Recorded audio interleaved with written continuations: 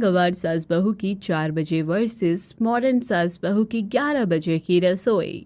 इंदिरा और हेमा दो सौतेली बहनें हैं जो एक ही शहर में रहती हैं और दोनों का घर अगल बगल में है। इंदिरा जो पुराने जमाने की सोच रखती है और सुबह 4 बजे उठकर अपनी रसोई में खाना बनाना शुरू कर देती है, वहीं दूसरी तरफ हेमा जो मॉडर्न है और वो 10-11 बजे उठकर किचन के काम करती है। अरे बाप रे, 3:30 बज गए। 4 बजने में सिर्फ आधा घंटा बचा है। चलो जल्दी से नहा के रसोई का काम शुरू कर देती हूँ। इंदिरा नहाने के लिए जाती है और कुछ ही देर में नहा के तैयार हो जाती है। उसके बाद इंदिरा पूजा करती है। हे भगवान, आज थोड़ी देर हो गई पूजा में, हो सके तो माफ कर देना। पूजा करने के दौरान इंदिरा इतनी तेज घंटी बजाती है कि बगल के घर में सो रही हेमा की नींद खुल जाती है। ये कौन से जो सुबह सुबह मेरी नींद खराब करने पर तुला हुआ है? वही दुष्ट इंदिरा होगी। आज तो इसे छोड़ूंगी नहीं मैं। इंदिरा अपने घर के बाहर आंगन में ही तुलसी माता की पूजा कर रही होती है। तभी हेमा बाहर आकर उस पर चिल्लाने लगती है।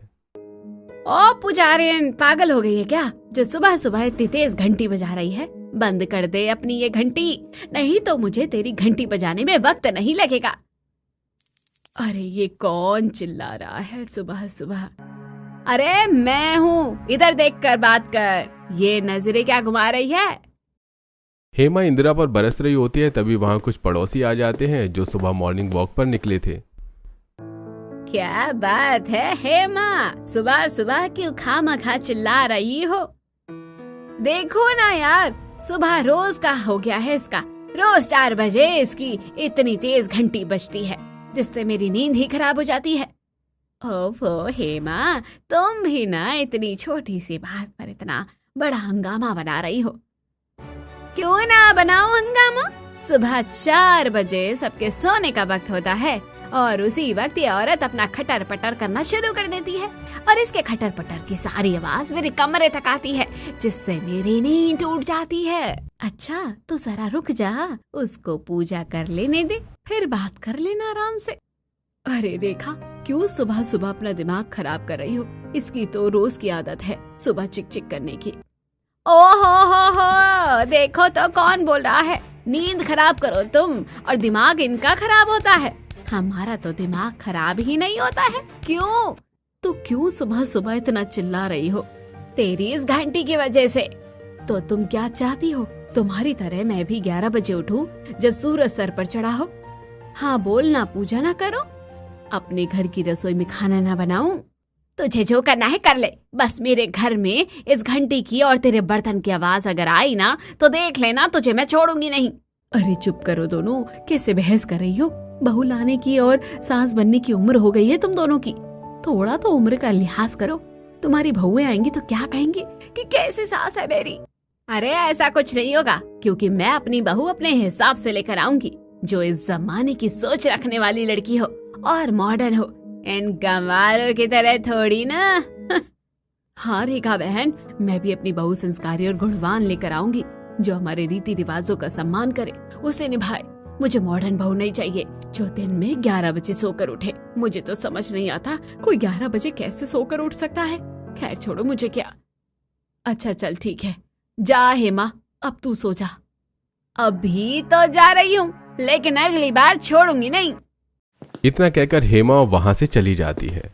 तो फिर इंदिरा, तुम नहा धो के पूजा करके फ्री हो गई, अब रसोई में क्या बनाओगी? अरे पहले तो रसोई को गाय के गोबर से लीपूंगी, उसके बाद चूल्हा जलाऊंगी, फिर जाके खाना बनाना शुरू करूंगी। तू भी ना इंदिरा, आज के जमाने में भी पुराने जमाने की सोच लेकर चलती है। मुझे तो पुराने जमाने के तौर तरीके ही पसंद आते हैं। खैर आज मक्के की रोटी और सरसों का साग बनाने का सोचा है, तू खाएगी? हाँ क्यों नहीं, तू बना, मैं आकर तेरे पास ही बैठती हूँ, तेरी मदद भी कर दूंगी। आजा आजा, तुझे 4 बजे वाली रसोई में मक्के की रोटी और सरसों का साग बना के खिलाऊंगी। हाँ जरूर, भला रोज रोज ऐसे मक्के की रोटी सरसों का साग थोड़ी ना मिलता है। रेखा और इंदिरा दोनों रसोई में जाते हैं। इंदिरा रेखा को बैठने के लिए एक स्टूल देती है और खुद रसोई की लिपाई शुरू कर देती है और फिर चूल्हा जलाती है। अच्छा इंदिरा, मुझे साग दे दे, तब तक मैं साग काट देती हूँ, और तब तक तू मक्के की रोटी के लिए आटा गूंथ ले, फिर रोटी बना ले। उसमें भी तो टाइम लगता है, मक्के की रोटियां बनाना आसान थोड़ी ना है। तो क्या बहन, हाथों से ही तो रोटियां बनानी पड़ती है, बहुत मुश्किल है बनाना। ये ले साग, फटाफट काट दे, तब तक मैं इधर रोटियां बनाती हूँ। रेखा साग काटने लगती है और इंदिरा मक्के की रोटी की तैयारी में लगी हुई थी। वहीं दूसरी तरफ हेमा को अब नींद ही नहीं आ रही होती है। हेमा बिस्तर पर करवटें बदल रही होती है। इस इंदिरा की बच्ची को एक दिन दिखाऊंगी कि मैं क्या चीज हूँ। गवारों की सोच रखने वाली, वो क्या जाने मॉडर्न लोगों के स्टैंडर्ड को। बहू भी ऐसे ही लाकर लाऊंगी कि पूरा मोहल्ला मेरी बहू को देखता रह जाएगा। हेमा करवटें बदलते बदलते आखिरकार 6 बजे फिर से सो जाती है। वहीं दूसरी तरफ इंदिरा और रेखा दोनों मिलकर इंदिरा की रसोई में खाना बना लेती हैं। आखिरकार हमने सरसों का साग और मक्के की रोटी बना ही ली। इंदिरा, आज तेरी वजह से मुझे भी कितना कुछ सीखने को मिला। अब ऐसा कर कि जल्दी से बहू ले आ, जिससे तुझे इन सब कामों से छुटकारा मिले। पंडित जी से कहा तो है, देखो आज आने के लिए कहा था कि आकर बताएंगे रिश्ता। उनकी नजर में कोई लड़की है शायद। मैं तो कहती हूँ कि आज पंडित जी से अगर रिश्ता बताए तो तू उसे कंफर्म कर दे और जल्दी से बहू ले आ। हाँ हाँ, आज फाइनल करूंगी। चलो अब मैं चलती हूँ। हाँ ठीक है। घड़ी में 11 बजते हैं। हेमा के घर का अलार्म बजता है और हेमा की नींद खुलती है। 11 बज गए, वर्कआउट का वक्त हो गया है। जल्दी से उठ के फ्रेश हो जाती हूँ। हेमा 11 बजे उठकर जिम करती है। हेमा के घर में ही एक छोटा सा जिम है जिसमें treadmill, bench press, punching bag, dumbbells और फिटनेस साइकिल जैसी वर्कआउट मशीनें हैं। जिम की बात ही अलग है। अगर जिम पार्टनर मिल जाए तो और मजा आ जाए। वैसे आज पंडित जी आने वाले हैं किसी लड़की का रिश्ता लेकर। ऐसा करती हूँ, नाश्ता बना के जल्दी से रेडी हो जाती हूँ। पंडित जी आने ही वाले होंगे। हेमा अपने किचन में जाती है। क्या बनाऊं? ऐसा करती है एवोकाडो सैंडविच और स्मूदी बना देती हूँ। हेमा किचन में एवोकाडो सैंडविच और स्मूदी बनाती है और फिर कुछ ही देर में पंडित जी आ जाते हैं और दरवाजा खटखटाते हैं। लगता है पंडित जी आ गए हैं। हेमा दरवाजा खोलती है। अरे पंडित जी, आप आइए आइए, अंदर आइए। हाँ जी। क्या हुआ पंडित जी, कोई लड़की मिली? बहुत अच्छी लड़की मिली है जी, एकदम तुम्हारी तरह मॉडर्न है। ये देखो। पंडित जी हेमा को लड़की की तस्वीर दिखाती हैं।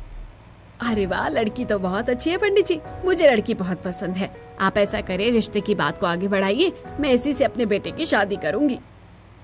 ठीक है जी, मैं बात करता हूँ, फिलहाल अभी मैं चलता हूँ। जी पंडित जी। पंडित जी हेमा के घर से निकलकर इंदिरा के घर जाते हैं। अरे पंडित जी, आइए आइए। हाँ जी। क्या हुआ पंडित जी, कोई रिश्ता मिला क्या? हाँ बेटा, रिश्ता तो मिला है, एकदम तेरी तरह संस्कारी है। ये देख। पंडित जी इंदिरा को लड़की की तस्वीर दिखाते हैं।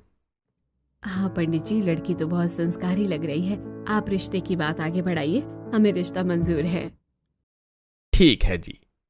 पंडित जी इंदिरा के घर से चले जाते हैं। कुछ ही दिनों में हेमा और इंदिरा दोनों के बेटों की शादी हो जाती है और आज दोनों बहुओं का अपने अपने ससुराल में गृह प्रवेश था। दोनों बहुएं सुबह 4 बजे ही गृह प्रवेश के लिए द्वार पर खड़ी हो जाती हैं।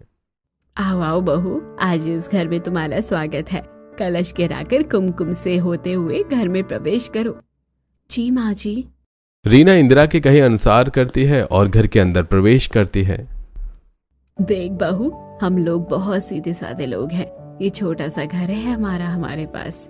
मैं तुझे पहले ही बता रही हूँ कि हम लोग पुराने जमाने के तौर तरीकों को मानने वाले हैं। हमारे घर सुबह 4 बजे की ही रसोई में खाना बनता है। हाँ माँ जी, मैं जानती हूँ, मैं भी पुराने जमाने की रीतियों को ही मानती हूँ। अरे वाह, ये तो बहुत अच्छी बात है। चल बहू, तू थक गई होगी, चल थोड़ा आराम कर ले। नहीं माँ जी, सुबह के 4 बजे है, ब्रह्म मुहूर्त का वक्त है, अब भला थोड़ी सो सकते हैं। अरे वाह, मेरी बहू कितनी समझदार है। चल अच्छा है, अभी ही तेरी पहली रसोई की रस्म करवा देती हूँ। जी माँ जी। इंदिरा रीना को रसोई में लेकर जाती है। देख बहू, ये है मेरी रसोई। ऐसा कर, तू पहले रसोई और चूल्हे को गोबर से लीप ले, फिर चूल्हा जला के कुछ बढ़िया सा बना देना। जी माँ जी। मैं सोच रही थी कि पहले खीर बना देती हूँ। हाँ, जो तेरा मन हो वो बना ले तू। ठीक है माँ जी। एक तरफ इंदिरा अपनी बहू का गृह प्रवेश करके उसे पहली रसोई करवाने की तैयारी करती है, वहीं दूसरी तरफ हेमा अपनी बहू का गृह प्रवेश कराने के लिए तैयार खड़ी होती है। आओ बहू, तुम्हारा इस आलीशान घर में स्वागत है। अरे वाह मम्मी जी, ये घर अंदर से कितना सुंदर है। ये पेंटिंग्स कितनी सुंदर है, कितनी क्लासी लग रही है ये। हाँ तो तेरी सासू माँ 100 साल पुरानी थोड़ी है। मेरी सौतेली बहन की तरह हम मॉडर्न लोग हैं, इसलिए मॉडर्न घर में रहते हैं। आई एम लकी मम्मी, जो मुझे आप जैसी सासू माँ मिली। हाँ तो अच्छा है ना। अब सुन, बहुत थक गई होगी ना तू जाके थोड़ा आराम कर ले। हाँ मम्मी जी, चलिए सो जाते हैं एसी ऑन करके। मुझे तो बहुत तेज नींद आ रही है। तू कमरे में जा, मैं गेट बंद करके आती हूँ। जी माँ जी। रात भर की थकी हुई हेमा और उसकी मॉडर्न बहू नव्या सुबह 4 बजे जाकर अपने अपने कमरे में सो जाती हैं और फिर सीधे 11 बजे सोकर उठती हैं। उठ जा बहू, 11 बज गए। चल, आज तेरी पहली रसोई है। जी माँ जी, उठती हूँ। नव्या सोकर उठती है और फटाफट अपनी पहली रसोई के लिए तैयार हो जाती है। नव्या बाहर आकर देखती है कि उसकी सास जिम कर रही होती है। अरे वाह मम्मी जी, इस उम्र में भी आप जिम कर रही है, मानना पड़ेगा। अगर फिट रहना है बहू तो जिम तो करना ही पड़ेगा। कल से मेरे साथ तू भी जिम करेगी। हाँ हाँ, क्यों नहीं, मुझे भी तो एक जिम पार्टनर मिल जाएगा। इससे अच्छी बात और क्या होगी। वैसे मम्मी जी, आप बताइए कि पहली रसोई में क्या बनाऊं? बेटा, मैं कह रही थी कि अभी ब्रेकफास्ट में तो एवोकाडो सैंडविच और स्मूदी पीऊंगी मैं। तो ऐसा कर, तू मेरे लिए वही बना दे। ऐसे ही अपनी पहली रसोई की शुरुआत कर। अरे वाह मम्मी जी, ये तो सॉलिड आइडिया है और ये तो मुझे बनाना भी बहुत अच्छा आता है। मैं अभी आपके लिए बना कर डालती हूँ। हाँ ठीक है। नव्या अपनी पहली रसोई बनाने जाती है। अगला दिन आता है। इंदिरा और रीना 4 बजे उठ जाती हैं। माँ जी, मैं नहा के आ रही हूँ, फिर साथ में पूजा करेंगे। ठीक है बेटा, जल्दी आकर तैयार होकर आ जा। रीना कुछ ही देर में तैयार होकर आती है और दोनों सास बहू मिलकर पूजा करना शुरू करती हैं। जैसे ही घंटी बजती है, फिर से हेमा और उसकी बहू नव्या की नींद खुल जाती है।